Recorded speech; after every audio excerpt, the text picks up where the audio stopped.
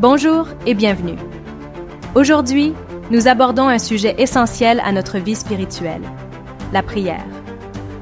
Vous est-il déjà arrivé de vous demander comment rendre votre temps de prière plus efficace?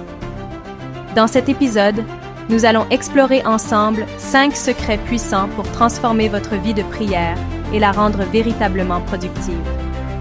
Préparez-vous à découvrir des clés qui vous aideront à approfondir votre relation avec Dieu. Restez à l'écoute. Tu sais, je me suis demandé récemment pourquoi notre vie de prière n'est pas toujours aussi efficace qu'on le souhaiterait. C'est vrai. Oui, c'est une bonne question. Il m'arrive aussi de me sentir un peu déconnecté. Eh bien, j'ai découvert 5 secrets puissants pour une vie de prière productive. Vraiment, c'est fascinant. 5 secrets? Dis-moi en plus. Oui. Le premier, c'est de vaincre l'opposition du naturel, en fermant la porte de notre chambre. Fermer la porte? Tu veux dire littéralement? Pas nécessairement, c'est plus une métaphore. En fait, c'est fermer la porte aux distractions externes et internes. Ah, je vois. Comme éviter les notifications du téléphone pendant qu'on prie? Exactement. Mais aussi, fermer la porte aux pensées qui s'invitent. Tu sais, quand tu commences à prier, et soudain tu te rappelles que tu dois faire les courses. Oh oui, ça m'arrive tout le temps. C'est comme si notre âme cherchait à nous distraire. C'est une vraie bataille entre l'âme et l'esprit. Exactement. Et pour surmonter cela, on peut prier en langue. Ah, d'accord. Prier en langue? Tu peux m'en dire plus? Oui. Quand on prie en langue, notre esprit est en prière. Oui. Mais notre intelligence reste stérile. Ça nous aide à nous connecter plus profondément. Je n'y avais pas pensé de cette façon. C'est intéressant. Le deuxième secret, c'est la foi. Sans la foi, il est impossible de plaire à Dieu. Oui, la foi est essentielle.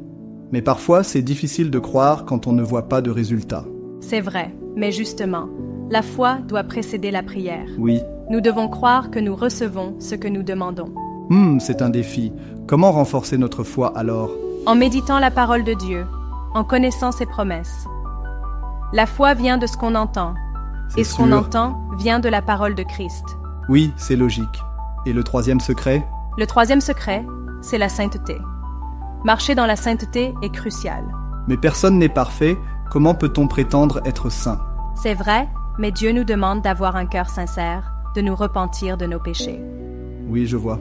Donc si je comprends bien, le péché bloque notre vie de prière? Oui, il interrompt notre communion avec Dieu. C'est pourquoi nous devons confesser nos péchés et nous purifier. Je comprends. Et le quatrième secret alors?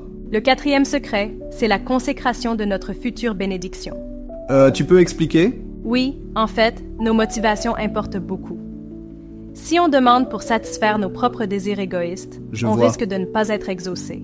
Ah, comme demander une promotion juste pour prouver qu'on est meilleur que les autres? Exactement. Nos demandes doivent être alignées avec la volonté de Dieu, pour sa gloire. Et donc, consacrer à Dieu ce qu'on demande avant même de l'avoir? Oui, c'est comme offrir à Dieu notre bénédiction future dès maintenant. C'est puissant.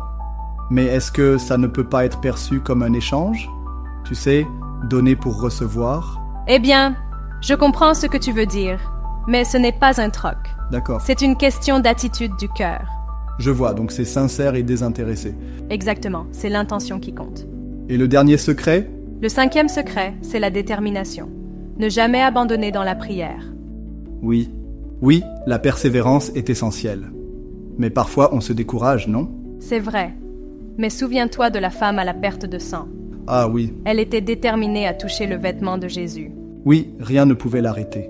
Exactement, et sa foi et sa persévérance ont été récompensées.